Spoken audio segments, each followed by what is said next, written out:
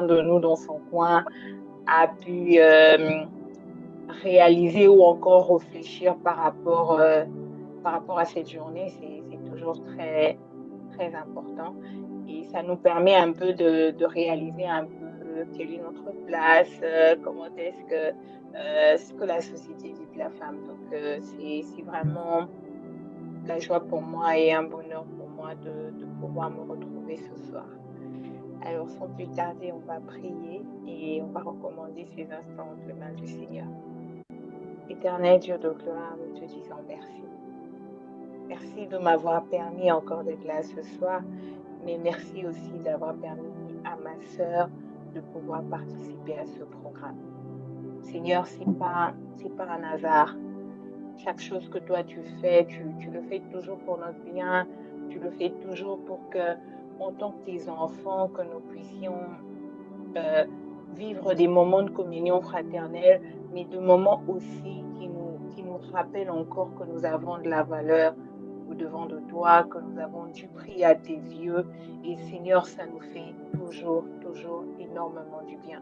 Et ce soir, vraiment, laisse-moi te dire merci, laisse-moi t'exprimer ma reconnaissance. Que l'honneur, la louange et l'adoration te reviennent maintenant et pour les siècles sans fin. Amen. Est-ce que quelqu'un peut m'aider à acclamer le Seigneur? Amen. Acclamer le Seigneur. Comme je le disais tout à l'heure, c'est toujours un bonheur pour moi d'être là avec vous.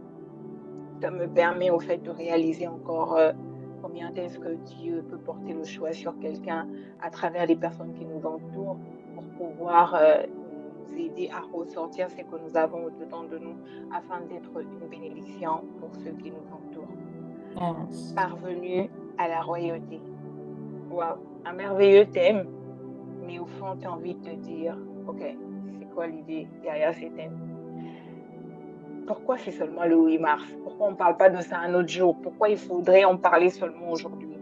Et c'est là que tu te rends compte qu'il y a des jours comme celui-ci où le Seigneur veut juste nous rappeler qu'il y a des choses vraiment importantes que la femme doit savoir. Il y a des choses importantes que la femme doit encore remettre dans son esprit pour comprendre quelle est la pensée de Dieu par rapport à sa vie.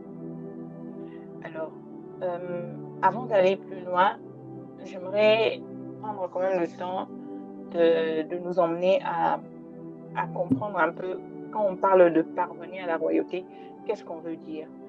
Ça signifie quoi exactement? Oui, c'est un thème alléchant, on va parvenir à la royauté.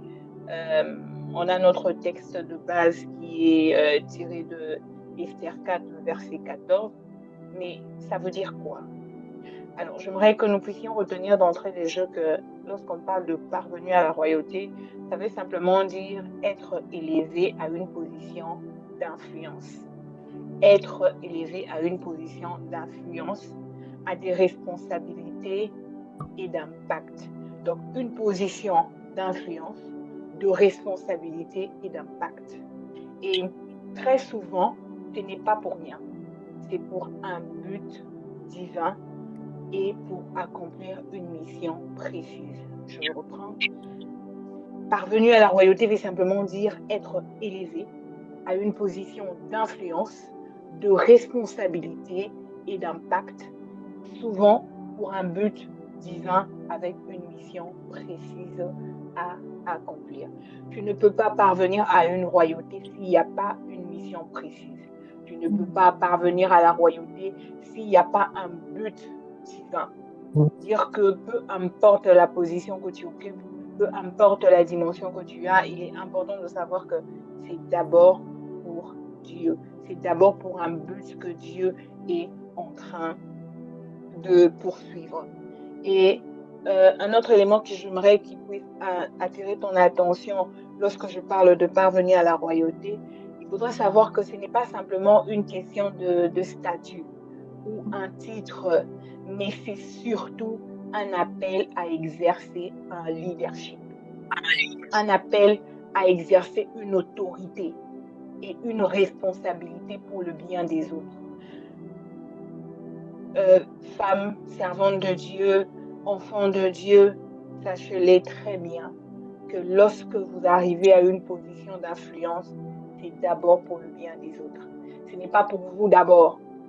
Pourquoi j'aimerais dire à quelqu'un, ne sois pas de ceux qui disent, ah, en tout cas, moi, quand j'aurai une position dans ma vie, vraiment ceux-là qui me minimisent, ils verront. Non, c'est pas ça. Ça se passe pas comme ça. Si tu penses que la position est une opportunité pour toi de prouver à ceux qui doutent de toi que tu es aussi capable, laisse-moi te dire que tu fais fausse route. Parce que c'est certes, tu obtiens un titre, certes, tu as une responsabilité, mais sache très bien que c'est un appel à exercer un leadership, une autorité, une responsabilité pour le bien des autres. Alors, ce qu'il faudrait retenir que lorsque nous revenons, on revient vraiment dans le corps de notre texte de base qui est Esther 4, le verset 14. Il faudrait savoir que lorsqu'on parle de parvenu à la royauté, dans le cadre de ce chapitre, c'est être placé stratégiquement par Dieu dans une situation ou une position d'influence. Être placé stratégiquement par Dieu dans une situation ou une position d'influence. Nous allons le voir, comment est-ce que Esther s'est retrouvée reine, mais ce n'était pas par hasard. On ne savait pas qu'un jour, il y aurait eu un décret contre le juif. Ça, on ne le savait pas. Mais Dieu, dans sa souveraineté, le savait. Et c'est comme ça que stratégiquement, il a placé Esther pour qu'elle puisse être la reine. On est ensemble jusque-là? Amen. Super. La Oui, deuxième oui. chose que j'aimerais que vous puissiez retenir lorsque je parle de parvenu à la royauté par rapport à ce texte, c'est reconnaître que cette position a un but divin et qu'elle ne doit pas être gaspillée. La position que Esther avait, c'était pour un but divin. Par conséquent, Esther ne pouvait pas simplement s'en débarrasser en mode ah, je ne peux pas aller me présenter devant le roi parce que tu vois, je peux mourir. Non, non, non, non, non. Tu as une position pour un but divin. Donc, il faudrait qu'on profite de cette position-là. Il ne faut pas que ça soit juste vaine comme ça et que ça soit gaspillé, qu'on ne bénéficie pas de ce pourquoi le Seigneur t'a placé là. Et la dernière chose que j'aimerais qu'on puisse retenir lorsqu'on parle de parvenu à la royauté par rapport à Esther, c'est assumer son rôle et agir avec foi et courage. Comme Esther, elle a utilisé cette position pour sauver son peuple. Donc, on voit directement que lorsqu'on dit que on parle de parvenir à la royauté, lorsqu'on est élevé en autorité, lorsqu'on est élevé à exercer, je ne sais pas, un leadership particulier, il est important de savoir que il faudrait que tu puisses assumer ton rôle, mais aussi agir avec foi et courage. Jusque-là, ça va. D'accord, Oui, ça va. d'accord. Alors, il est quand même... c'est vrai on m'a donné comme texte de base Esther chapitre 4, le verset 14, mais il est important de savoir que tout le livre de Esther est important. Tout le livre de Esther est important dans le sens où il y a une histoire qui commence quelque part, qui évolue jusqu'à ce que les Juifs se retrouvent victorieux face à la position qu'ils avaient, face à l'humiliation qu'ils étaient appelés à subir. Alors, ce soir, je vais quand même essayer comment on dit, je vais essayer de vous donner les grandes parties de l'histoire d'Esther ou encore du livre d'Esther. C'est vraiment pas exhaustif, mais je veux essayer pour vous permettre de comprendre un peu le contexte autour du livre d'Esther. Alors, il faudrait d'abord savoir que le livre de Esther peut se résumer comme, ou encore l'histoire de Esther peut se résumer comme étant une histoire qui montre le courage, la foi et la délivrance. C'est-à-dire le courage d'une personne, la foi de tout un peuple et la délivrance de tout un peuple. Donc, quand on vous parle du livre d'Esther, j'aimerais bien que vous puissiez retenir vraiment ces trois choses le courage, la foi, mais la délivrance aussi. OK? Alors, quand je reviens du point de vue de contexte par rapport à ce texte, il faudrait savoir que Esther était une jeune femme juive qui vivait en exil en Perse sous le règne du roi Assuérus. Elle était juive, mais non seulement juive, elle se retrouve dans une terre étrangère. C'est pas sa terre natale, c'est pas la terre de son peuple. C'est une terre pour laquelle elle ne peut pas dire que c'est ma patrie. Non, elle est en exil sur cette terre-là. Mais une deuxième chose que j'aimerais que vous puissiez retenir, c'est que Esther était orpheline. Elle avait perdu ses parents.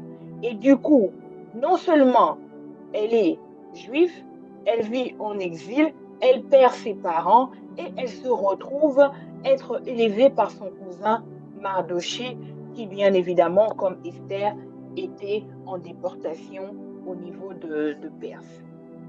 Alors, c'est comme ça qu'un bon jour, après que Vachi, qui était la reine, n'a pas répondu à l'appel du roi, n'a pas répondu positivement à la demande du roi, le roi a décidé de mettre Vachi de côté et de pouvoir sélectionner celle qui deviendra la reine. Bien évidemment, vous allez, en lisant les livres, vous allez voir que c'était sous l'influence des personnes qui l'entouraient, qui lui ont dit, en d'autres termes, voilà, comment est-ce qu'elle peut agir comme ça et tout et tout. Je crois que le roi doit trouver une autre femme. Et c'est comme ça que il a dû carrément lancer un concours de beauté à l'issue duquel Esther a été choisie pour devenir reine. Mais Mardoché lui avait dit, ne révèle pas, si je peux le dire ainsi, ta nationalité. Ne dis pas que tu es juif, tu ne peux pas brandir cela. Voilà, donc c'était demandé à Esther de ne pas dire qu'elle était juive. Donc elle s'est mariée et son époux ne savait pas qu'elle était juive. Alors, le deuxième élément, toujours dans le cadre du contexte, on se retrouve dans une situation où les Juifs sont menacés. Les Juifs sont menacés par qui? Par Aman, Aman qui était un haut dignitaire du roi. Pourquoi? Simplement parce que il y avait un Mardoché qui ne se prosternait pas devant lui. Et à l'issue de ça, parce qu'il était en colère, orgueilleux, imbu de lui-même, il fallait qu'on se prosterne devant lui parce qu'il veut la gloire, mais il y a un qui ne veut pas le faire, et il se dit, bah ok, d'accord, comme il ne veut pas le faire, on va exterminer toute sa race. Et c'est comme ça que lorsque Mardoché a pris la nouvelle, il s'est dit, bah en tout cas, face à cette situation, on ne peut compter que sur une seule personne qui peut nous sortir de là. Et cette personne, c'était qui? C'était Esther. Esther devait intervenir pour que les Juifs puissent sortir de cette situation. C'est comme ça que Mardoché vient voir Esther et elle lui dit, voilà, la situation se présente comme ça, comme ça, comme ça. Il faudrait que tu puisses intervenir. Et Esther se trouve réticente. Elle n'est pas chaude. Elle a peur. Elle est même en train de dire, comment je veux intervenir? Comment je veux faire pour m'approcher du roi? Parce que celui qui s'approche du roi sans y être invité est paisible de mort. Il est passible de mort, donc c'est possible qu'on le tue. Et face à cette peur-là, Mardoché lui dira alors, qui sait si ce n'est pas pour un temps comme celui-ci que tu es parvenu à la royauté?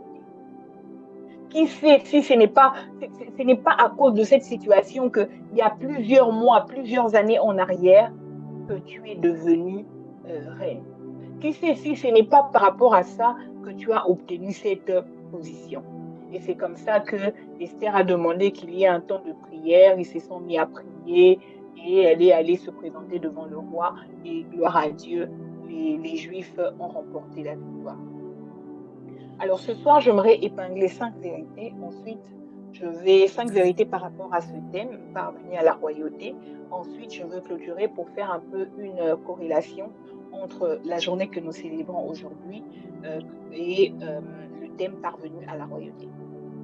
Alors, la première vérité, c'est que j'aimerais que vous puissiez retenir, servante de Dieu, enfant de Dieu, jeune sœur, femme, rien n'arrive par hasard dans la vie d'une femme. Oui, j'aimerais vraiment personnaliser ça parce qu'il s'agit des femmes. Rien n'arrive par hasard dans la vie d'une femme. Mes sœurs, chaque femme a été placée dans une famille, un environnement ou une situation spécifique dans un but divin. À l'image de Esther, Esther était orpheline, Esther était élevée par son oncle. Cependant, Dieu n'a pas empêché que ce soit cette orpheline-là qui puisse devenir reine, qui puisse sauver tout un peuple. Mes amis, laissez-moi vous dire ce soir, rien n'arrive par hasard dans votre vie. Rien n'arrive par hasard dans votre vie. Même les circonstances difficiles peuvent être une préparation pour une mission plus grande. Ça peut être une préparation pour une mission plus grande. Tu as été violée, ça fait très mal. C'est pas facile à vivre. Ça fait très mal. Il a fait ton oncle, ton cousin, ton propre père, ton frère, des gens inconnus, ou même celui qui était censé être ton proposant. Ça fait très mal. Mais laisse-moi te dire, Dieu sait que tu es capable de sortir de cette situation. Parce que demain, il y a quelqu'un qui va traverser la même épreuve. Et à cause du fait que tu as été résiliente, cette personne-là sera sauvée par tes conseils. Cette personne-là pourra se relever à cause de toi. Cette personne-là pourra se dire, je ne veux plus me suicider parce que j'ai vu ce que Dieu a fait dans la vie de ma sœur. La deuxième chose que j'aimerais que tu retiennes ce soir, c'est que Dieu a une mission pour chaque femme. Mais tu dois reconnaître cette mission. Tu dois la reconnaître. Ce n'est pas parce que tu as juste une position, tu es élevé en dignité, tu as des responsabilités, que ça suffit. Non, non, non, ça ne suffit pas. Il est important que tu puisses discerner le pourquoi et le comment de cette position. Parce que si tu ne sais pas discerner cela, tu ne sauras pas que le temps est venu. C'est pour des temps pareils que tu es parvenu à la royauté. C'est pour de temps pareils que le Seigneur a permis que tu puisses être près du roi. C'est pour de temps pareils que Dieu a permis que ta vie puisse être chamboulée. C'est pour de temps pareils. Alors, il faudrait que tu puisses reconnaître cela, que tu puisses discerner cela. Seigneur, pourquoi cette position? Pourquoi c'est seulement moi qui suis chef des travaux, qui suis chef de promotion à chaque année? Pourquoi c'est seulement moi? Pourquoi c'est seulement moi à qui le pasteur fait énormément confiance par rapport à tel domaine? Pourquoi pas les autres? Pourquoi je suis là? Esther a compris qu'elle n'était pas reine juste pour sa propre gloire, mais pour accomplir une mission de délivrance. J'ai une question pour toi. Cette promotion-là que tu as eue, si je te posais la question de savoir quelle est la mission qui est attachée à cette promotion, est-ce que tu seras capable de me répondre? Est-ce que tu seras capable de me répondre? Très souvent, nous sommes juste contents. Ah, tiens, je me suis mariée. Ah, tiens, j'ai rencontré un homme, il est sympa. Ta famille m'apprécie beaucoup. Ah, tiens, j'ai pu décrocher mon bac. J'ai pu décrocher, je ne sais pas moi, ma licence. Oui, c'est très bien. Mais tu es la seule à avoir décroché la licence dans toute ta famille. Ne penses-tu pas que tu as pour mission de dire aux femmes de ta famille que c'est possible que vous aussi, vous puissiez obtenir une licence et que je ne serai plus la seule dans la famille? Peut-être que tu es la première parce que Dieu veut frayer le chemin pour les autres. Mais tu dois être celle qui va les booster. Si tu ne connais pas la mission, tu penseras que moi je suis la seule licenciée de ma famille. Ça n'a pas combat, comme on dit en lingala, j'ai des combats et tout, parce que je suis la seule licenciée de ma famille.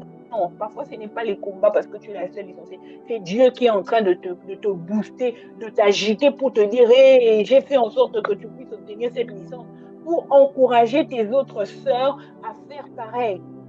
Mhm. Mais pour toi, c'est un sujet d'orgueil. Pour toi, tu penses que c'est parce que ton père avait beaucoup d'argent, c'est pourquoi tu as étudié. Et que les autres, leurs parents n'avaient pas d'argent, ils n'ont pas étudié. Non, c'est pas ça. C'est faux. C'est juste parce que Dieu veut que tu puisses booster les autres à être meilleurs. Mais la troisième chose que j'aimerais que tu puisses retenir, je pense que c'est la troisième, si je ne me trompe pas. Oui, c'est le troisième. OK. Il faut savoir discerner sa saison pour agir avec sagesse. Oui, tu connais la mission? OK, c'est bon. Mais tu dois discerner la saison pour agir avec sagesse. Parce que tu peux beau connaître la mission, mais si tu agis en dehors du temps, ça devient dangereux. Pose la question à Moïse, il va te dire. Il a vu un Égyptien en train de maltraiter son frère, un Israélite. Il a tué l'Égyptien. La délivrance qu'il devrait apporter ne devrait pas être en ce moment-là. Il ne devrait pas tuer l'Égyptien. Non.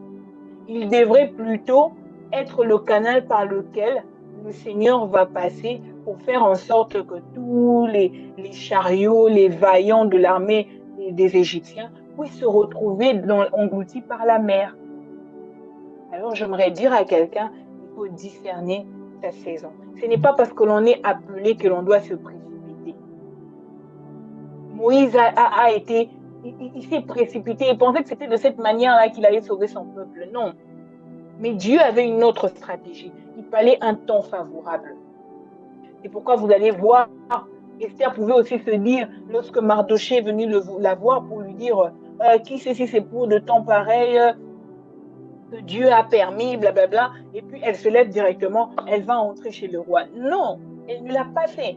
Au contraire, elle a dit, elle a envoyé le message à son oncle pour dire que tout le monde puisse prier pendant 3 jours en ma faveur. Pour dire à quelqu'un, ne sois pas pressé. Ne sois pas pressé. Ah oui, moi j'ai un appel. En tout cas, je sens que ça bouillonne. Moi j'ai un appel. Je dois déjà... Non, non, non, non, ne sois pas pressé. Esther a pris le temps de prier et de jeûner. La préparation spirituelle est très importante pour réussir la mission que Dieu confie à une femme. Mes jeunes sœurs, mes mamans, sachez-les très bien que vous ne pouvez pas accomplir la mission sans la prière. Est-ce que je parle à quelqu'un ce soir? Vous ne pouvez pas accomplir la mission sans la prière. Amen. Amen. C'est impossible parce que vous allez mourir. Le roi va demander qu'on vous tue. Rappelez-vous de Vachi. Elle a boudé le roi. Mais c'est le roi. Il pouvait aussi dire, bon, ok, c'est ma femme, je ne veux pas la répudier. Mais ce jour-là, il a répudié sa femme. Mais parce que Esther avait pris le temps de prier, elle avait pris le temps de chercher Dieu, et Dieu s'est permis, si je peux le dire ainsi, Dieu a intervenu. Dieu a fait en sorte que Esther puisse trouver grâce aux yeux du roi. La quatrième chose, c'est que Dieu utilise des femmes pour influencer des nations et des générations. Dieu utilise des femmes pour influencer des nations et des générations. Dieu ne choisit pas seulement des hommes. J'aimerais vraiment le dire à une femme ce soir. Que des femmes, parfois, elles sont face à des opportunités, elles baissent les bras simplement parce qu'elles se disent, ah, que ce soit l'homme seulement qui fait. Non, non. Il y a des moments où il faudrait que tu puisses également faire tes preuves. Faire tes preuves. Il n'y a pas simplement l'homme qui est appelé à faire des grandes choses. Dieu n'équipe pas seulement les hommes. Il t'a aussi équipé. Il t'a aussi équipé.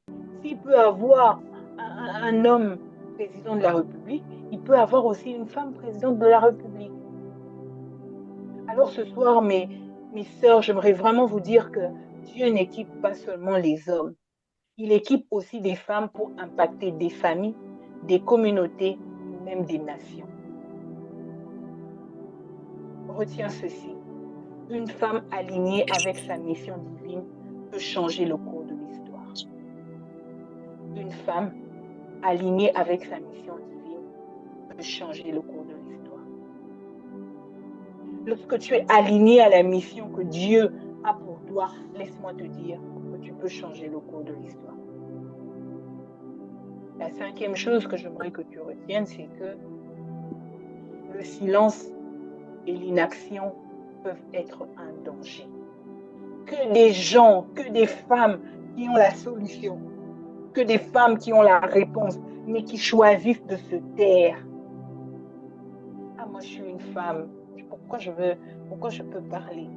Et là, on s'appuie sur que les femmes se taisent dans l'assemblée et tout ça. Non, non, ça ne se passe pas comme ça. Quand une femme ne répond pas à son appel, Dieu peut lever quelqu'un d'autre, mais elle perdra la bénédiction et les privilèges d'être un instrument de Dieu. Retiens cette phrase, je répète.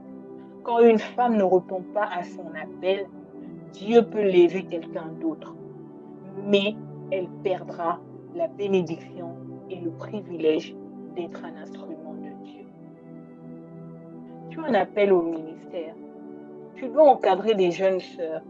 Tu vois comment est-ce que les jeunes sœurs autour de toi sont en train de se donner à des pratiques obscènes, à des façons de faire qui n'est pas bonnes. Dans ton environnement, beaucoup de femmes sont en train, de jeunes filles sont enceintes.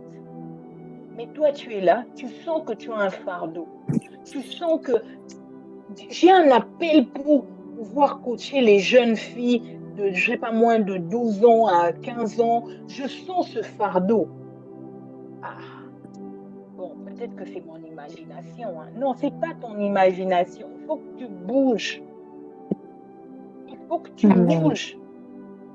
Alors, tu ne bouges pas, tu te dis, ah, Dieu va trouver une autre personne. Oui, Dieu va trouver une autre personne, mais tu perds la bénédiction et les privilèges d'être un instrument de Dieu. Et ça, Esther a failli tomber dans le piège. Elle a failli tomber dans le piège. C'est comme ça que Mardoché lui a rappelé que son silence ne la protégerait pas. Le silence que tu fais face à la dépravation de mœurs qui existe aujourd'hui, laisse-moi te dire que ta progéniture ne sera pas épargnée. Ta progéniture ne sera pas épargnée. Peut-être que cette fille que tu allais relever en donnant de conseils, en boostant, c'est cette même fille-là qui pourrait intervenir 1 année, 2 ans, 5 ans après dans la vie de ta fille. Maintenant, toi, tu choisis simplement de te taire parce que tu penses que tu n'es pas prêt. Esther se disait peut-être que moi j'allais être épargnée parce que le roi ne sait pas que je suis juif. Oui, ce n'est pas parce qu'on ignore la vérité qu'elle change, elle devient mensonge. Non, elle reste vérité. Alors ce soir, vraiment, j'aimerais dire à quelqu'un, sors de ton silence, sors de l'inaction, mets-toi à l'action. C'est important. Aujourd'hui encore, chaque femme doit choisir de se lever et d'agir pour accomplir sa destinée. Jeunes sœurs, levez-vous, accomplissez votre destinée. Accomplissez pleinement votre mission. Parce que sans cela, c'est difficile.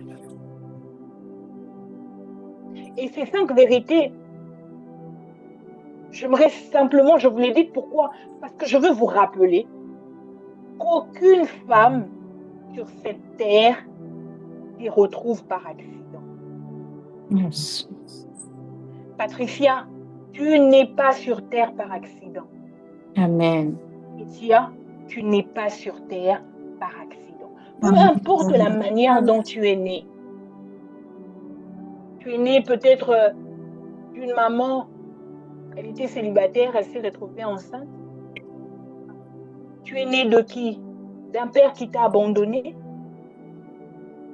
D'une mère qui ne s'intéressait pas à toi? Tu es née dans une famille où on t'a dit la famille, on est maudit, on est ceci. Laisse-moi te dire que tu n'es pas venu sur terre par hasard. Tu n'es pas venu sur terre par hasard. Chacune d'entre nous a une mission et une influence à exercer. Alors ce soir, j'aimerais dire à quelqu'un, le moment est venu de reconnaître et d'embrasser sa royauté. Lève-toi. Lève-toi. C'est important.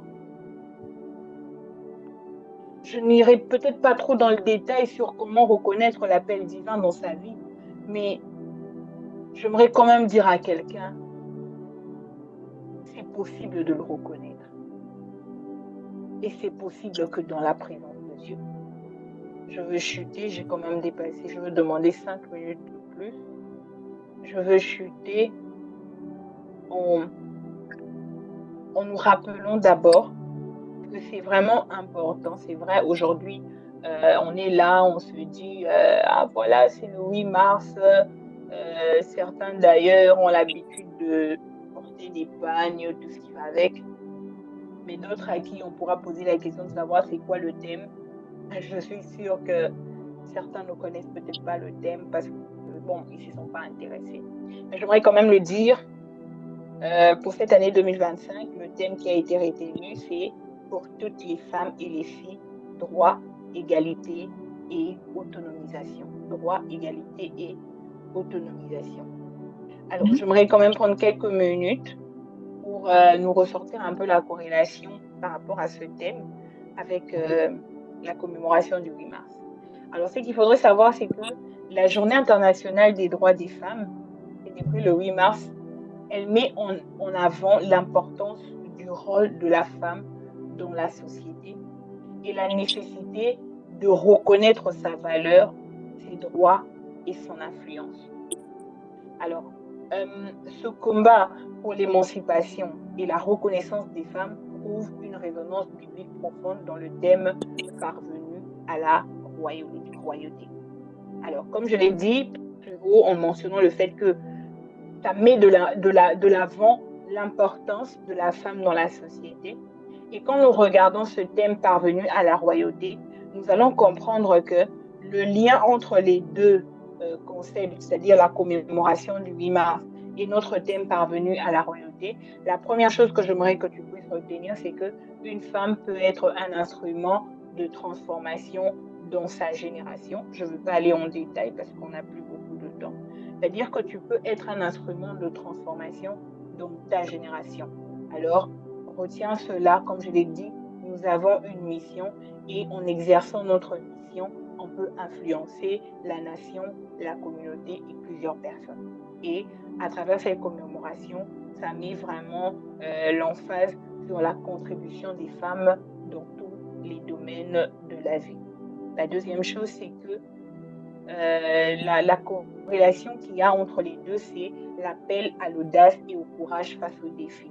On voit comment est-ce que Esther s'est levée et elle a brisé les barrières. Et quand nous revenons dans le passé sur l'histoire du 8 mars, nous verrons que c'était des jeunes femmes, des dames qui se sont levées pour dire, eh bon, ça suffit, on va lutter et la victoire sera du côté des femmes face à tout ce qui est injustice et inégalité. Et la troisième de choses, c'est l'importance de discerner sa mission et sa saison.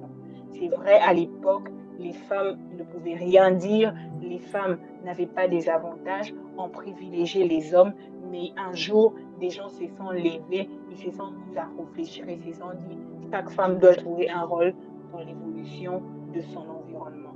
Et quand nous regardons ce que Esther a fait, elle s'est levée. Elle s'est mise à l'œuvre, elle a compris qu'elle est devenue roi, elle est devenue reine, pardon. C'était le temps pour elle, c'était la saison pour elle d'agir et de pouvoir sauver toute sa communauté. La quatrième de chose, c'est que Dieu, comme je l'ai dit plus haut, utilise des femmes pour impacter des nations. Et on va voir que ce sont des femmes leaders qui ont été à la base de cette commémoration. Ils ont changé l'histoire, ils ont donné une nouvelle direction. Alors, j'espère que j'ai quand même été claire. C'est vrai que je suis en train de courir derrière le temps, mais j'aimerais que tu puisses retenir ce soir, c'est que tu n'es pas né pour rien. Tu as une mission à accomplir, alors accomplis-la. Même si les gens vont chercher à te piétiner, fais tes preuves en agissant correctement, en t'équipant comme il le faut, en te préparant constamment, continuellement, pour que lorsque tu vas sortir, que les gens sachent que ce n'est pas par hasard, mais c'est parce que Dieu a un but avec toi. Que Dieu vous bénisse. Amen. Amen. Amen. Vous dites Amen. Amen, on ne vous entend pas? Amen. Amen. Amen. Amen. Gloire à Dieu. Alors, sans plus tarder, on va passer par notre temps de questions-réponses. Pour celles qui n'ont pas encore posé des questions, toujours n'hésitez pas à nous envoyer ça en privé. Et puis, des fois, en répondant à la question d'une personne, vous pouvez avoir une question, donc n'hésitez pas. La première question que j'ai, c'est comment impacter lorsqu'on est une personne banale, sans prophétie ni quoi que ce soit? Comment impacter lorsqu'on est une personne banale, sans prophétie ni quoi que ce soit?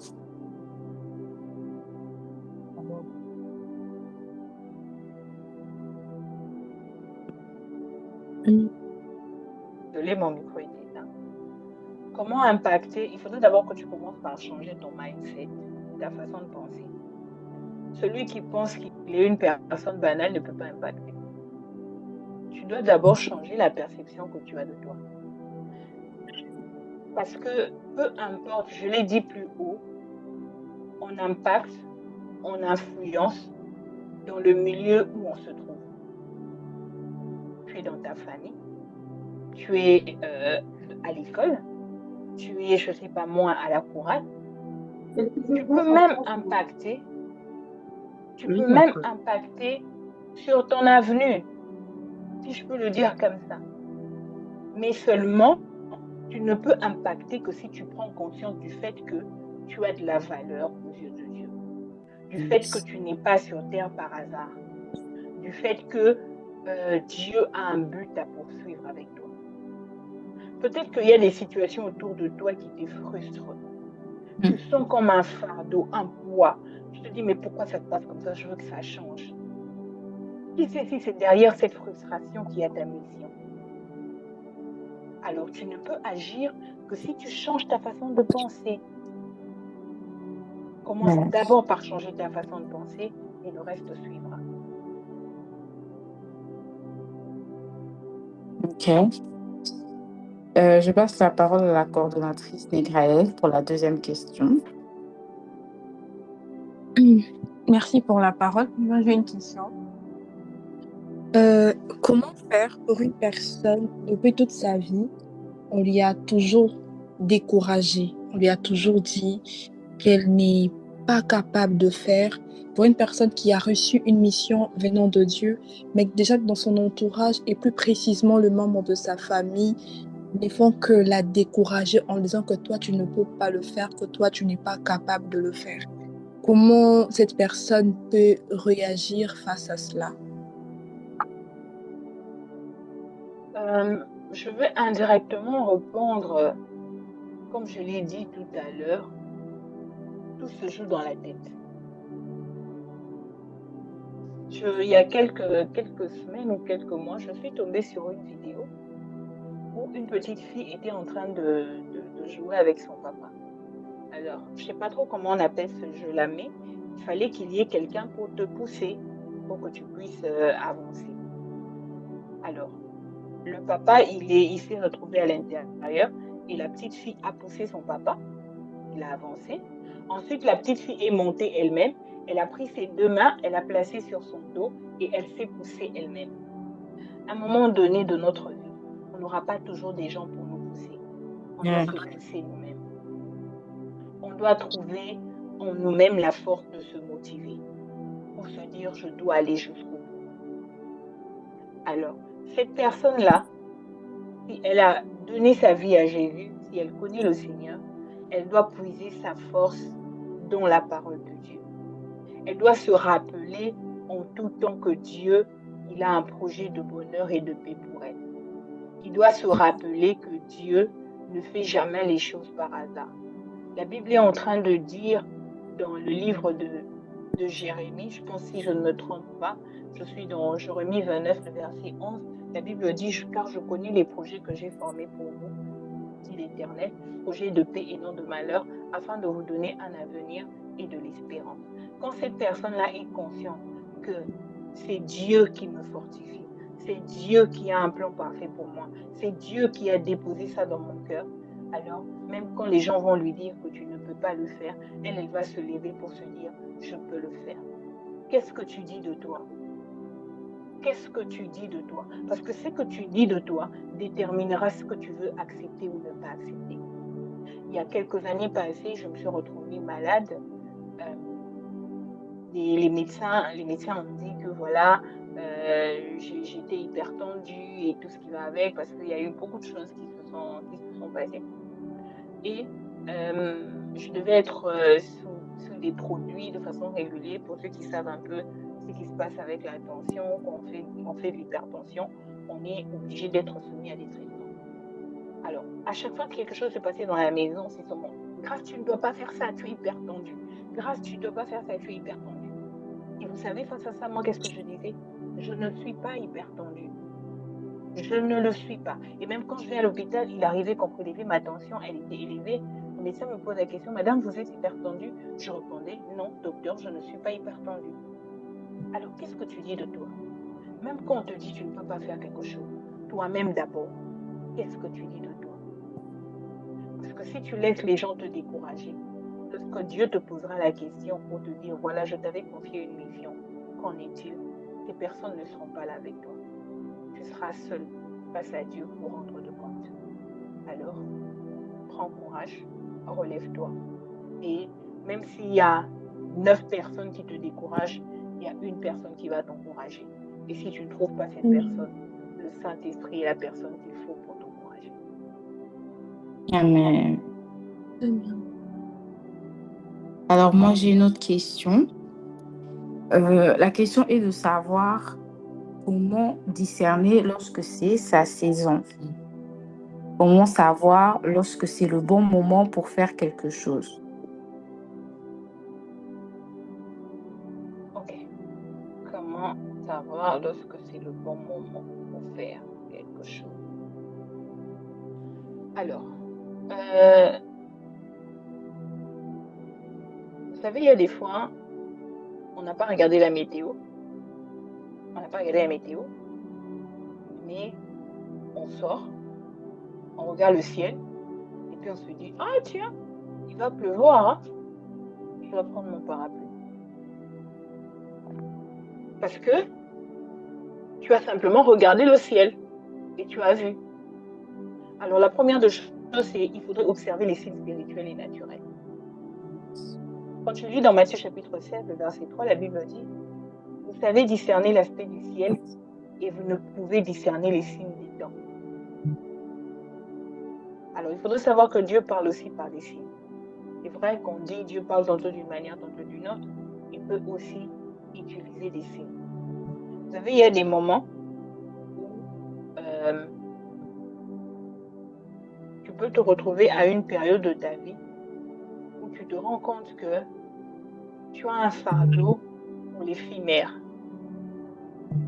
Tu as un fardeau pour l'éphémère. Bon, tu réfléchis toujours, tu te dis, bon, ok, je veux faire ça, mais tu ne mets jamais ça en œuvre. Mais il arrive un moment où tu rencontres beaucoup de gens qui viennent vers toi. Ah, ma soeur, j'ai mon enfant, il est sérieusement malade, est-ce que tu ne peux pas m'aider? Après quelques temps, tu vois quelqu'un qui vient, voilà, mes parents ne veulent plus de moi, je ne sais plus quoi faire, je suis perdue, j'ai besoin de mettre fin à ma vie, j'ai vraiment besoin de tes conseils. Ça devient récurrent. Alors, il faudrait que tu t'arrêtes un moment pour te dire, ok, qu'est-ce que le Seigneur veut me dire par rapport à cela? Et une deuxième chose, c'est qu'il faudrait être sensible à la voix du Saint-Esprit. Quand tu lis dans Jean chapitre 16, je pense, le verset 13, la Bible dit ceci. Quand le consolateur sera venu, l'Esprit de vérité, il vous conduira dans toute la vérité. Alors, le Saint-Esprit reste le meilleur allié. Moi, j'ai l'habitude de l'appeler mon allié de cœur parce que je me sens tellement à l'aise avec lui. Voilà, il me parle régulièrement, ça me fait du bien. Alors, passe du temps dans la prière et écoute le Saint-Esprit. Il va te dire, fais ça, fais ça, fais ça. Il va te donner la direction qu'il faut et tu pourras comprendre. Mais il y a aussi cette capacité à comprendre les leçons. Hein. Parfois, il y a des épreuves qui arrivent en un temps bien défini de notre vie et tu dois être capable de comprendre le message qui s'y trouve derrière pour pouvoir te lancer. Maintenant, quand tu sens que c'est la saison, il y aura une autre voix qui va te dire « Ah, tu es sûr que tu vas le faire. Laisse seulement, tu vas passer ton temps. » Alors, tu dois être capable de grandir et d'avancer. Voilà. Ok. Bon, là, j'ai une question, mais je ne sais pas trop si ça rentre dans le thème. Mais on me demande comment savoir quand c'est la bonne personne et le bon moment. Ici, je comprends que c'est pas vraiment parvenu à la royauté, mais comment savoir que c'est la bonne personne et le bon moment? Alors,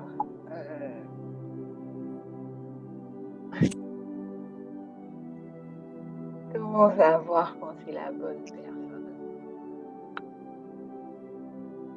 Bon, vous savez, l'une des caractéristiques de ce qui est divin, c'est la paix. Amen. L'une des caractéristiques de ce qui est divin, c'est la paix. Je ne sais pas si vous avez déjà expérimenté cela, mais moi, ça m'arrive.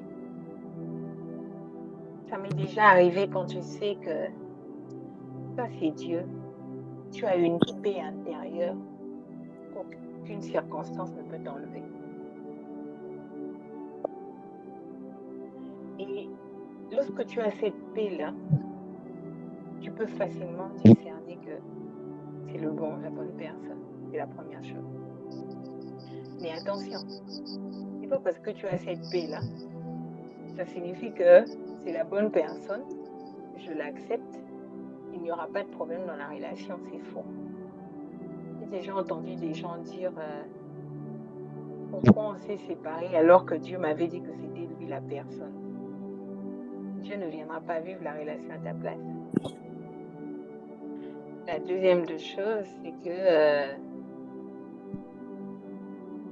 on peut savoir que c'est la bonne personne lorsque tu te rends compte que cette personne ne vient pas dans ta vie, l'entrée de cette personne dans ta vie ne t'a pas détruit.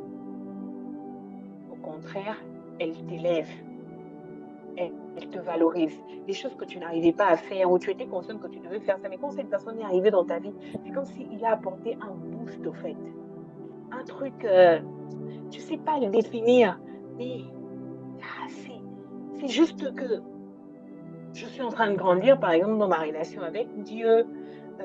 On réfléchit, on fait des projets ensemble qui aboutissent, qui me reprochent souvent des certaines choses dans mon caractère. Et je sens que depuis que je suis avec lui, je m'améliore.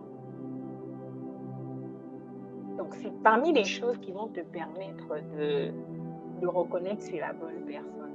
Maintenant, quand tu dis que c'est la saison, je suppose peut-être que tu parles de la saison en termes de se mettre en couple ou en relation. Alors, quand c'est la saison, je l'ai dit plus haut, il y a cette paix intérieure aussi. Tu sais que c'est le bon moment. Il y a quasiment aujourd'hui 8 ans que j'ai quitté l'Église catholique. À l'époque, j'étais à l'Église catholique. Ça fait 8 ans aujourd'hui que je n'y suis plus. C'est arrivé comment? Un bon matin, il y avait une activité à mon église, qui n'était pas d'ailleurs mon église à l'époque. Je me suis levée juste un matin, je sentais que je voulais aller à Jeudi et Togo. Je dis, je sens que j'ai envie d'aller à Jeudi et Togo. En tout cas, j'ai dit, je veux aller à Jeudi et Togo. Pourtant, je n'avais jamais fréquenté l'église auparavant. Je n'avais jamais fréquenté. Et puis, je n'ai même pas reçu une invitation où quelqu'un me demande d'y aller. J'ai passé pratiquement 5 ans à l'UPC. Je n'avais jamais mis mes pieds au centre missionnaire Philadelphie. J'entendais parler de Jeudi et Togo, mais je n'avais jamais participé. Et ce jour-là, je sentais que je devais aller à Jeudi et Togo à Philadelphie d'Exaucement. Et je suis partie. Premier jeudi, deuxième jeudi. Et un bon matin, j'étais sur mon lit allongée.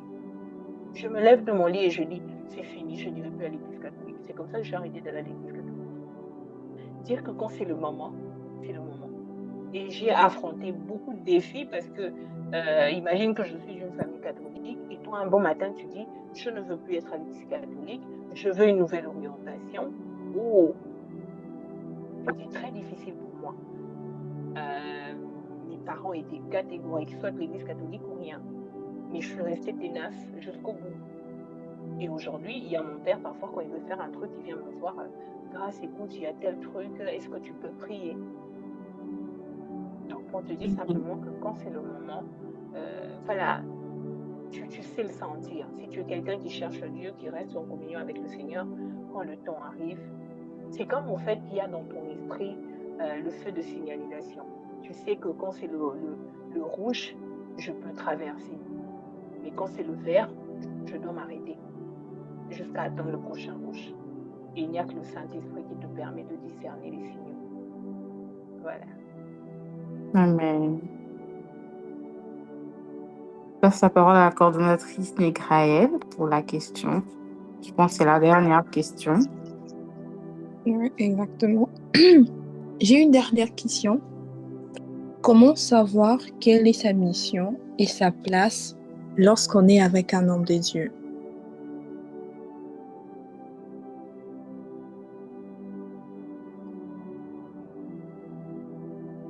Alors, quand tu dis lorsqu'on est avec un homme de Dieu, je suppose que tu fais allusion au fait que tu es en couple avec cet homme de Dieu. C'est ça? Oui, oui, exactement. D'accord. D'abord, il faudrait que chacun puisse retenir d'abord quelque chose, c'est que être avec un homme de Dieu n'empêche pas Dieu de faire en sorte que tu aies une mission qui soit différente de la mission de l'homme de Dieu. Parce qu'au fait, je l'ai dit plus haut, que la mission, c'est un but divin. OK? Et Dieu peut se dire, OK, je place telle personne à côté d'un serviteur de Dieu, mais sa mission est peut-être orientée vers l'homme de Dieu. Ça veut dire aider l'homme de Dieu peut-être dans tel ou tel autre aspect de sa vie. Mais ça peut être aussi une mission qui n'est pas forcément liée au ministère de l'homme de Dieu. Je m'explique. Quand Dieu te place à côté de quelqu'un en général, Dieu vise d'abord sa gloire. Ça, c'est quelque chose qu'on doit retenir. Dieu vise d'abord sa gloire. Et sa gloire, il l'obtient de diverses manières.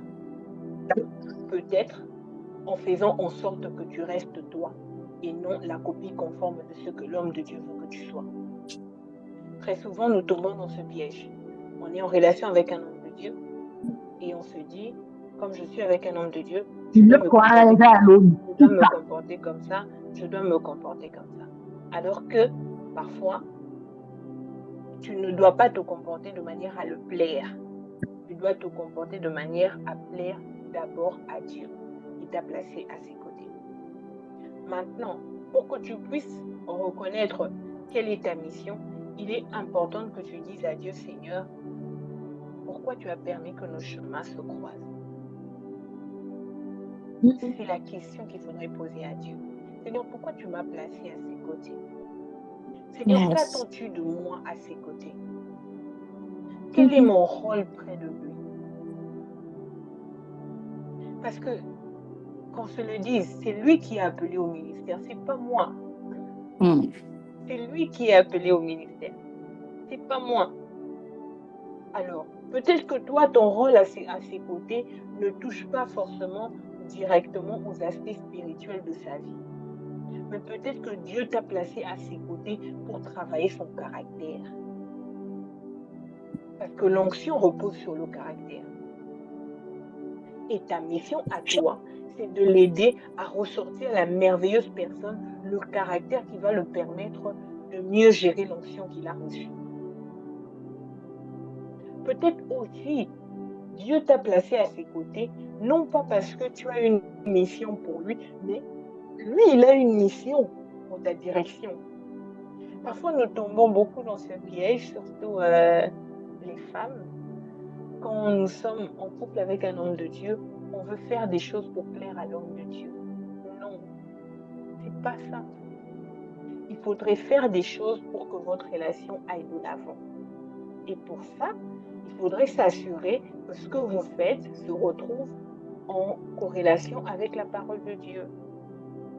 Parfois, aujourd'hui, certaines personnes se retrouvent en couple avec des hommes de Dieu, mais excusez-moi, hein, ils sont hommes de Dieu en public. Mais parfois, quand on est dans le secret, on voit les choses qu'ils sont en train de faire. Et parfois, les mêmes hommes de Dieu te disent, bah voilà, tu vois, comme toi tu es chrétienne, moi je suis chrétienne, on peut pécher ensemble. Deux chrétiens qui pêchent ensemble, Dieu peut pardonner. Bref. Maintenant, si toi, tu ne sais pas dire non, tu ne sais pas rester ferme, parfois tu deviens aussi celle qui le pousse aussi à s'éloigner de ce que Dieu a dit.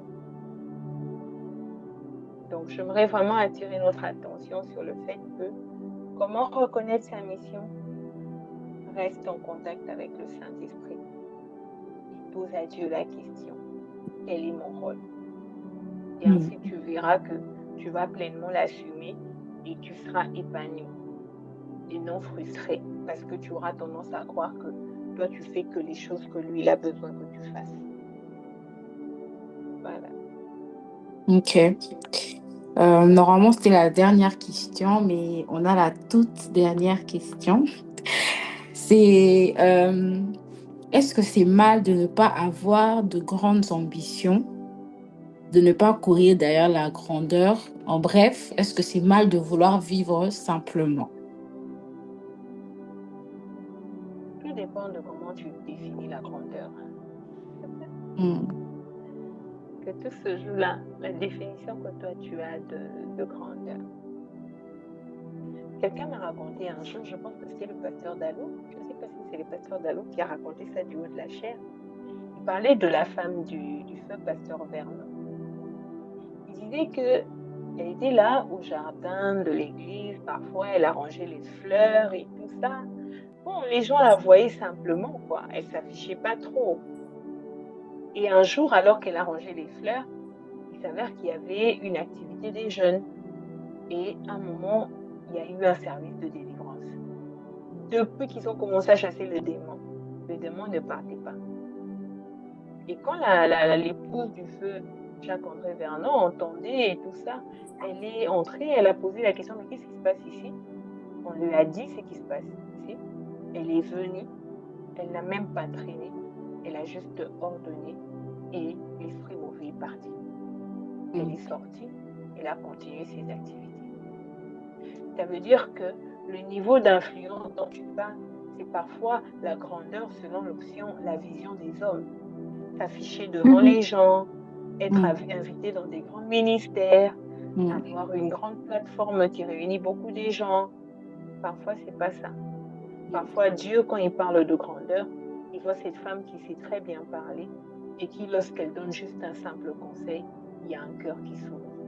Amen. Ça, c'est la grandeur d'après Dieu. Alors, moi, j'aimerais juste que tu gardes dans ton esprit que tu es appelé à des grandes choses. Amen. Et les grandes choses, c'est Dieu qui sait si elles correspondent à quoi. Et il déposera dans ton cœur un fardeau et tu vas l'exercer. La seule chose, c'est reste focus sur toi. Ne regarde pas les autres. Ne sois pas de celles qui se disent « Ah, elle, d'ailleurs, quand elle prie, elle fait tomber les gens. » Moi, parfois, quand il m'arrive d'exercer le ministère prophétique, ou encore, en d'autres termes, quand j'exerce le prophétique, il y a des fois où je ne me tiens pas devant les gens pour dire je vois tel numéro de téléphone, ou je vois telle personne qui est dans tel endroit. Il y a des fois, ça arrive, mais ce n'est pas régulier comme d'autres personnes. Est-ce pour autant que je veux remettre en question mon ministère prophétique? Non, pas du tout. Parce que Dieu utilise chacun comme il juge que c'est bon. Mais seulement ne te sous-estime pas. Regarde les choses dans l'angle de vue de Dieu et avance. Voilà. Amen. Amen. Amen. En tout cas, merci beaucoup, prophétesse Elgra. Je pour vous ces en temps. Là, on a fini avec nos questions. En tout cas, j'espère, les filles, que plus personne n'a de questions à poser. En tout cas, nous, on n'a plus de questions. Donc, on va devoir libérer la prophétesse. Donc, si jamais il y a quelqu'un qui a une dernière question, vous pouvez toujours vous manifester avant qu'on puisse clôturer.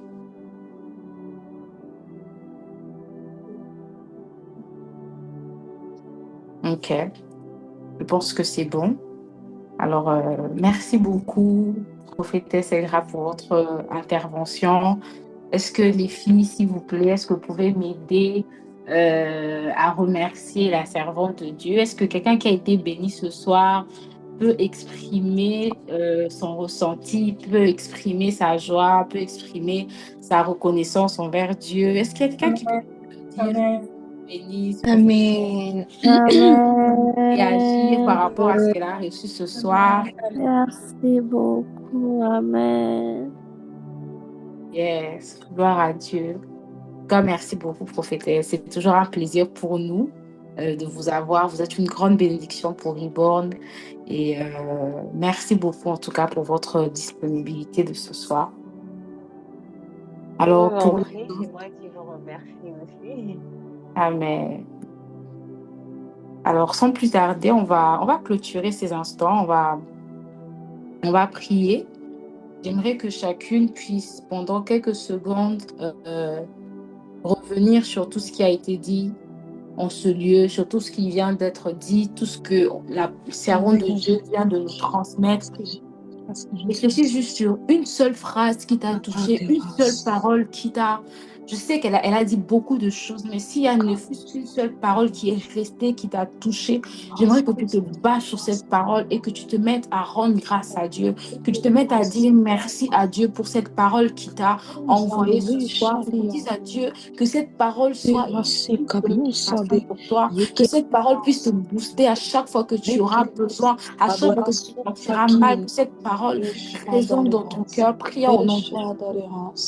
Oh, éternel, Merci Seigneur pour le temps que nous venons de passer dans ta présence. Merci Seigneur de nous avoir parlé au travers de ta servante. Merci Seigneur de nous avoir des messages bénis autour de ce Père. Père, nous te remercions. Merci de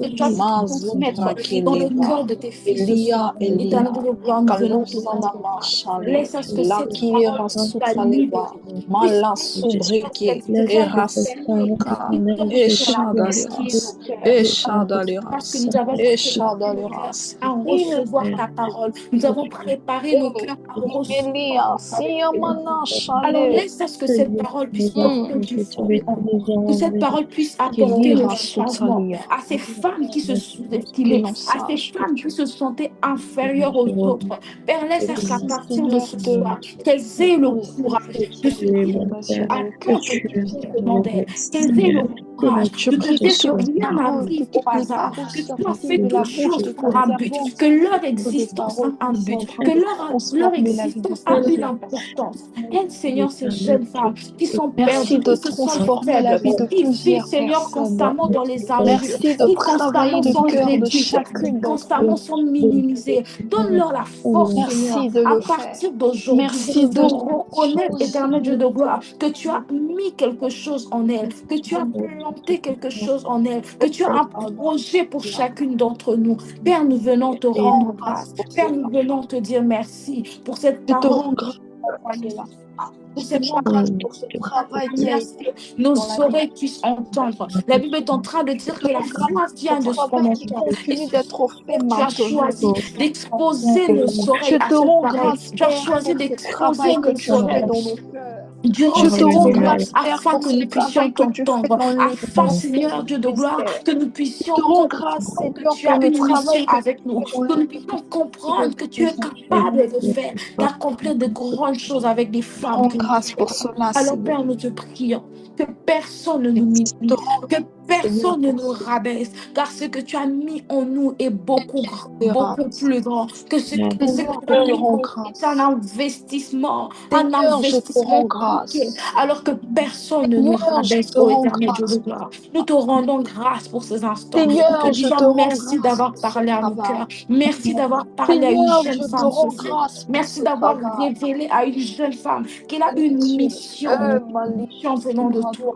Merci d'avoir révélé à une jeune femme Merci que d'avoir tu es fait ce capable travail. de Merci de l'utiliser continuer, pour Seigneur, influencer des nations, travail dans la vie pour de plusieurs. influencer des générations. Nous ne sommes pas Merci, sur mon terre en Dieu, vain. de Et nous te susciter la rendons grâce, constance. Seigneur, de nous rappeler cela, de nous Merci rappeler de transformer la vie de plusieurs personnes.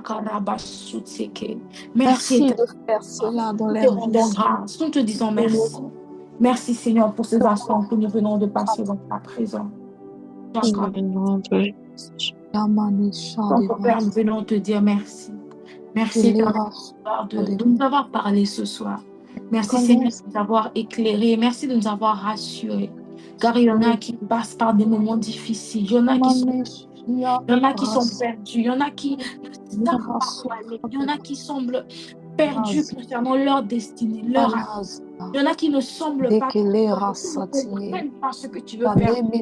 Mais nous te rendons grâce parce que tu nous as rassurés. Ce soir, nous te rendons grâce parce que tu nous as parlé. Ce soir, nous te rendons grâce parce que tu as pris le temps de nous faire comprendre que tout ce par quoi nous passons a un but. Et c'est toi, ô éternel Dieu de gloire, qui permet ces choses pour nous emmener. Papa, tu connais les projets que tu as formés pour nous. Papa, puisque tu connais les projets que tu as formés pour nous, ce soir, nous sommes rassurés. Nous sommes rassurés parce que nous avons compris qu'il y a un Père dans les cieux qui est en train d'écrire notre histoire et nous te faisons confiance, éternel Dieu de gloire. Merci d'avoir parlé à chacune d'entre nous. Merci d'avoir touché chacune d'entre nous. Nous te recommandons, Seigneur, tes filles entre tes mains, tes bras. Laisse à ce que cette parole que tu as libérée puisse apporter du fruit dans leur vie. Que cette parole que tu as libérée puisse apporter du changement dans leur vie. Il y a une fille ici qui s'est minimisée, une fille qui te rabaissait, mais nous te rendons grâce à partir de ce soir. Papa, tu changes son identité. Tu changes sa manière de se considérer. Tu changes sa manière de se voir. Lorsque Jérémie se voyait comme un enfant, Père, toi, tu lui as dit que tu le voyais comme un prophète. D'avoir éclairé tes fils, grâce, d'avoir touché. Merci au Éternel. De passer dans ta présence. Merci, Père. Je te recommande tes filles ici présentes qui ont pris le temps de tout laisser. Et de se retrouver dans ta présence, de découvrir, d'entendre. Parce que ce jour inscrit dans ton livre de souvenirs. Que tu te souviennes d'un certain 8 mars 2025, une fille a tout laissé, est venue chercher ta face. Alors souviens-toi de ce jour, inscris-le dans tes annales. Et lorsque cette fille aura besoin de toi, papa, souviens-toi et réponds à ce besoin. Lorsque cette fille sera perdue, lorsqu'elle ne saura pas qu'est-ce qu'elle doit faire de sa vie, toi de ce jour et réponds-la, apporte une solution à son problème. Jésus, dans le nom de Jésus. Nous te rendons grâce encore une fois, nous te disons merci pour cette première activité de l'année que nous avons passée dans ta présence. Et nous croyons que tu nous emmènes encore de gloire en gloire. Et nous croyons que tu as encore des grandes choses à faire avec nous, des grandes choses à nous dire, à nous faire découvrir tout au long de cette année. Alors nous te bénissons. Merci éternel Dieu de gloire. Merci ton Père. Merci pour ce soir. Que ton nom soit béni, que ton nom soit élevé. Bénis chaque fille ici présente, chaque fille qui a participé, ainsi que sa famille, qu'elle ne manque de rien, qu'elle ne soit pas malade. Je chasse la mort, je chasse la maladie, je chasse les mauvaises nouvelles. Elles sont préservées par toi, jusqu'à ce qu'elles vivront leur destinée, jusqu'à ce qu'elles accompliront ce que tu attends d'elles. Oh, Jésus sur la croix a dit, tout est accompli avant de rendre l'âme. Père, aucune d'entre nous ne pourra, sans avoir accompli ce que tu attends. Elohim Adonai, Laisse-y Enfin, Father. accomplis leur destinée dans le nom puissant Gloire Yahweh dans le Sabaoth. nom puissant de Jésus. El Dans le nom Shaddai. Merci Merci. éternel Dieu de gloire pour ce soir. Merci. Nous te rendons grâce, nous te rendons grâce, nous te rendons Merci. grâce. Dans le nom puissant de Jésus, Merci. nous avons ainsi prié. Merci. Amen. Amen. Amen. Amen. Amen. Amen. Amen. Amen. Amen. Amen. Alors, gloire à Dieu. Nous sommes arrivés à la fin de notre temps. Merci à toutes pour votre participation, en tout cas pour celles qui sont restées jusqu'à la fin. Merci beaucoup, que Dieu vous bénisse. En tout cas, on se retrouve dans le groupe des filles parce que dorénavant, on a pris l'initiative. Après chaque activité, on va commencer à échanger autour de l'activité, de partager ce qu'on a compris. Est-ce qu'on a des conseils? Franchement, vraiment de juste partager par rapport à ce qu'on a compris. C'est aussi important pour nous, pour savoir si ce qu'on vous donne, enfin ce qu'on organise pour vous, est-ce que ça vous touche? Est-ce que vous arrivez à vous retrouver par rapport à ce qu'on vous emmène? Donc, c'est un peu ça. On se retrouve dans le groupe des femmes, peut-être pas aujourd'hui pour ceux qui seront fatigués, peut-être même le mardi, vu que c'est notre jour d'échange. On va échanger sur la réunion d'aujourd'hui. Mais entre-temps, que Dieu vous bénisse. Merci vraiment à toutes pour votre participation. Et voilà, que Dieu vous bénisse. Et Amen. Bye bye. bye bye. Bye. Bye.